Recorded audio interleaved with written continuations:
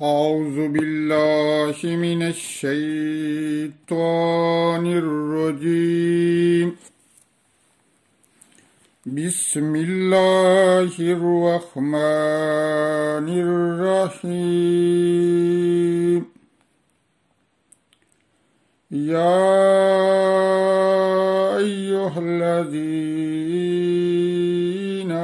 آمنوا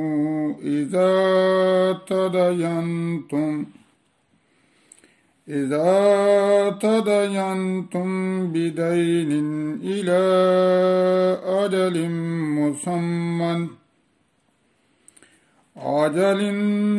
مسمى فاكتبوه، وليكتب بينكم كاتب بالعدل، ولا يأب كاتب أن يكتب كما علمه الله فليكتب، وليملل الذي عليه الحق، وليتق الله ربه ولا يبخس منه شيئا، فإن كان الذي عليه الحق سفيها أو ضعيفا أو لا يستطيع أن يمله، فليملل وليه بالعدل، واستشهدوا شهيدين من رجالكم، فإن لم يكونا رجلين فرجل وامرأتان ممن ترضون من الشهداء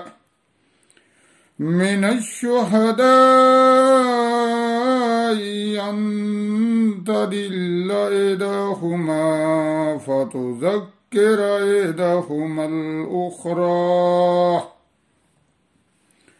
ولا يأبى الشهداء إذا ما دعوا، ولا تسأموا أن تكتبوا صغيرا أو كبيرا إلى أجله، ذلكم أقسط عند الله وأقوم للشهادة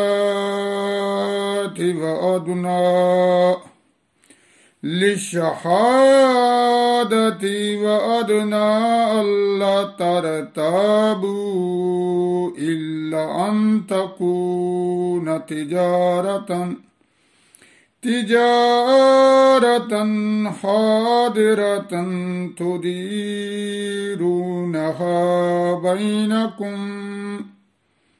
بينكم، فليس عليكم جناح ألا تكتبوها،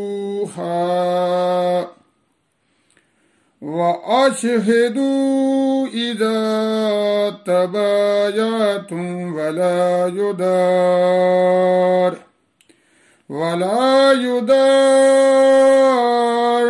كاتب ولا شهيد، وإن تفعلوا فإنه فسوق بكم، واتقوا الله ويعلمكم الله، والله بكل شيء عليم. وَإِن كُنتُمْ عَلَى سَفَرٍ وَلَمْ تَجِدُوا كَاتِبًا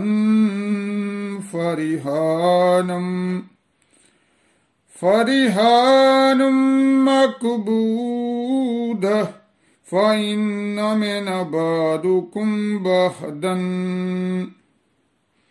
بَعْضِكُمْ بَعْضًا فَلْيُؤَدِّ الَّذِي اؤْتُمِنَ أَمَانَتَهُ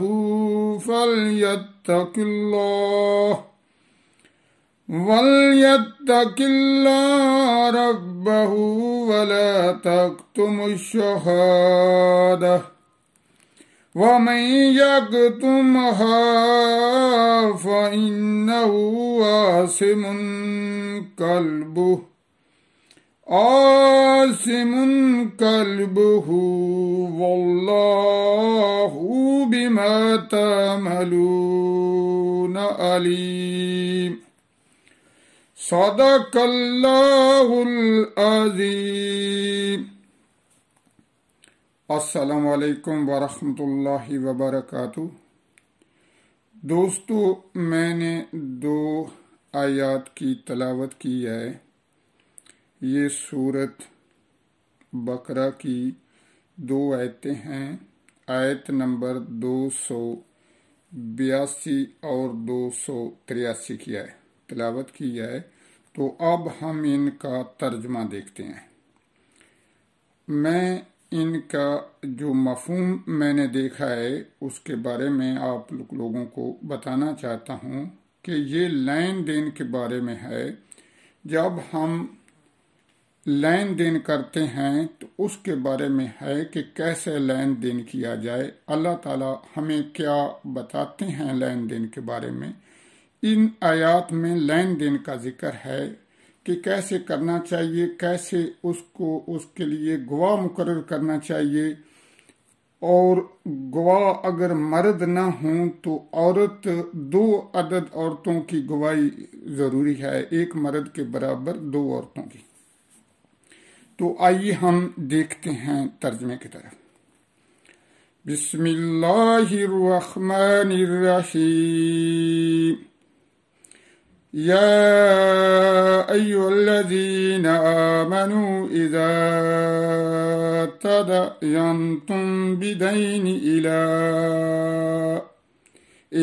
اجل مسمى فاکتبوہ وَلْيَكْتُبْ بَيْنَكُمْ كَاتِبٌ بِالْعَدْلِ وَلَا يَأْبَ كَاتِبٌ أَنْ يَكْتُبَ كَمَا عَلَّمَهُ اللَّهُ فَلْيَكْتُبْ وَلْيُمْلِلِ الَّذِي عَلَيْهِ الْحَقُّ وَلْيَتَّقِ اللَّهَ رَبَّهُ وَلَا يَبْخَسْ منه شيئا فإن كان الذي عليه الحق سفيها أو ضعيفا أو لا يستطيع أن يمله فليملل وليه بالعدل واستشهدوا شهيدين من رجالكم فإن لم يكونا رجلين فرجل وامرأتان ممن ترضون من الشهداء أن تضل إحداهما فتذكر إحداهما الأخرى۔ اے ایمان والو، جب تم ایک مقرر مدت تک لین دین کرو تو اسے لکھ لیا کرو، اور چاہیے کہ تمہارے درمیان کوئی لکھنے والا ٹھیک ٹھیک لکھے، اور لکھنے والا لکھنے سے انکار نہ کرے، جیسا کہ اسے اللہ نے سکھایا ہے تو اسے لکھ دینا چاہیے، اور جس پر حق آتا ہے وہ لکھاتا جائے اور اللہ سے ڈرے۔ جو اس کا رب ہے حق میں سے کچھ رکھ نہ چھوڑے۔ پھر جس پر حق آتا ہے اگر بے عقل یا ناتواں ہو یا لکھنا نہ جانتا ہو یا لکھا نہ سکا ہو تو اس کا والی انصاف سے لکھائے، اور 2 گواہ کر لو اپنے مردوں میں سے۔ اگر 2 مرد نہ ہوں تو 1 مرد اور 2 عورتیں، ایسے گواہ جن کو پسند کرو، کہ کہیں ان میں سے ایک عورت بھولے تو اس ایک کو دوسری یاد دلائے۔ مثلا 2 عورتیں گواہ کرنے سے اگر ایک عورت بھول جاتی ہے تو دوسری اسے یاد دلائے۔ اور گواہ جب بلائے جائیں تو آنے سے انکار نہ کریں، اور اسے بھاری نہ جانو کہ دین چھوٹا ہے یا بڑا، اس کی میعاد تک لکھت کر لو۔ یہ اللہ کے نزدیک زیادہ انصاف کی بات ہے۔ اس میں گواہی خوب ٹھیک رہے گی، اور یہ اس سے قریب ہے کہ تمہیں شبہ نہ پڑے، مگر یہ کہ کوئی سردست کا سودا دست بدست ہو تو اس کے نہ لکھنے کا تم پر کوئی گناہ نہیں۔ جب خرید و فروخت کرو تو گواہ کر لو، نہ کسی لکھنے والے کو زر دیا جائے، یعنی اس کو لکھنے میں اس کا معاوضہ نہ دیا جائے، نہ گواہ کو یا لکھنے والا زر دے نہ گواہ۔ اور جو تم ایسا کرو تو یہ تمہارا فسق ہوگا، اور اللہ سے ڈرو، اللہ تمہیں سکھاتا ہے اور اللہ سب کچھ جانتا ہے۔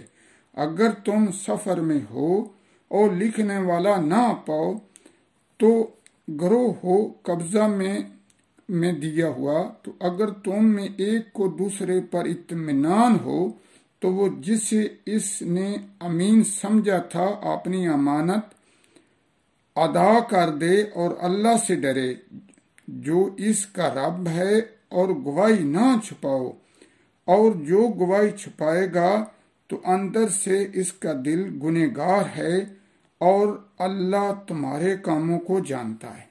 انشاءاللہ اللہ ہمیں دیکھ رہا ہے، اللہ ہمارے کاموں کو جانتا ہے۔ تو یہ دوستو میں نے اس کا ترجمہ کیا ہے، تو اس میں آپ سمجھ چکے ہیں کہ اللہ تعالیٰ نے فرمایا ہے کہ جب بھی آپس میں لین دین کرو، کسی مقرر وقت تک جب ہم لین دین کرتے ہیں تو ہمارے لیے اللہ تعالیٰ نے فرمایا ہے کہ لکھ لیا کرو، لکھنے والا بلا کر تو لکھایا جائے کہ یہ سودا اس طرح طے پایا ہے، اور گواہ بھی موجود ہونے چاہیے۔ اگر مرد گواہ نہ مل سکیں تو 1 مرد کے برابر 2 عورتوں کی گواہی بھی اللہ تعالیٰ نے فرمائی ہے۔ 2 عورتیں اس لیے کہ اگر ایک بھول جائے تو دوسری اس کو یاد دلائے۔ تو اللہ تعالیٰ سے دعا ہے کہ ہمیں حق پر چلنے کی توفیق عطا فرمائے۔ اللہ تعالیٰ ہمیں قرآن مجید پڑھنے، سمجھنے اور اس پر عمل کرنے کی توفیق عطا فرمائے۔ اللہ تعالیٰ سے دعا ہے کہ اس آیتوں کو بیان کرنے میں اور اس کا ترجمہ پیش کرنے میں اگر مجھ سے کوئی غلطی کوتاہی ہوگی تو اللہ تعالیٰ مجھے معاف فرمائے۔ اللہ تعالیٰ ہم سب کو معاف فرمائے۔ اللہ تعالیٰ قرآن پاک مجید کو دن رات پڑھنے کی، سمجھنے کی اور اس پر عمل کرنے کی توفیق عطا فرمائے۔ آمین ثم آمین۔